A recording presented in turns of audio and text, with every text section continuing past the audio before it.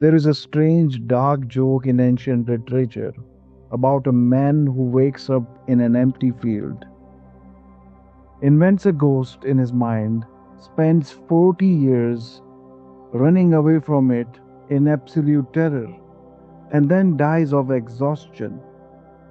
He didn't get eaten by a monster. He wasn't hunted by a killer. He was driven to insanity by an entity that he himself constructed, fed, and maintained every single morning. If you heard this story in real life, you wouldn't feel bad for him. You would think he was insane. And yet, if you look closely at how you spent your afternoon today, you might realize you're doing the exact same thing. In the original allegory, the figure is called the Mithya Purusha, literally translated as the fake man. The text doesn't describe him as a majestic spiritual concept or a deep psychological layer. It describes him as a defect, a glitch in human perception.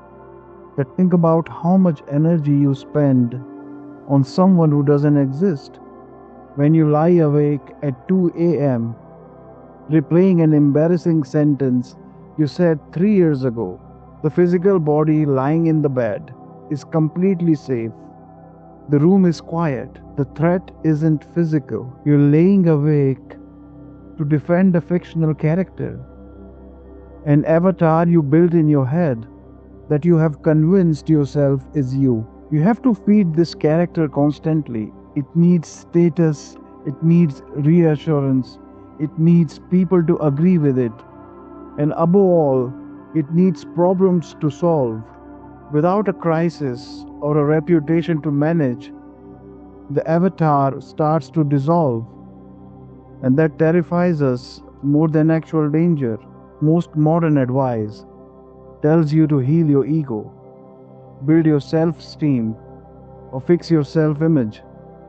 The ancient thinkers found that concept hilarious. They thought trying to fix your self-image was like buying a nicer suit of armor for a ghost. You don't need a stronger self-image. You need to realize how ridiculous it is that you let an imaginary friend run your life. Every insult you have felt, every wave of social anxiety, every urge to prove someone wrong on the internet, it isn't happening to you.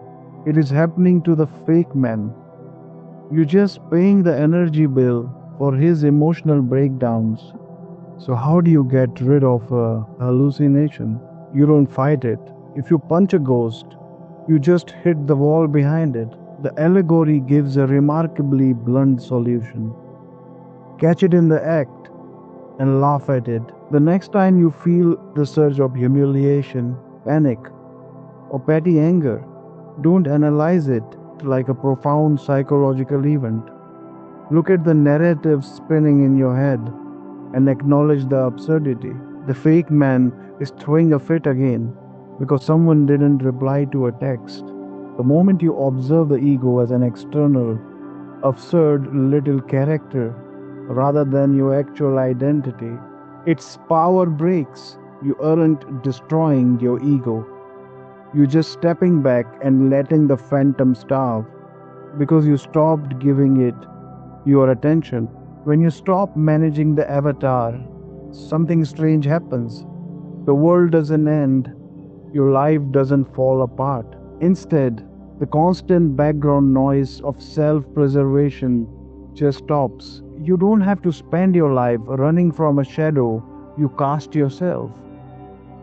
You can just stop walking, turn off the projector, and finally rest.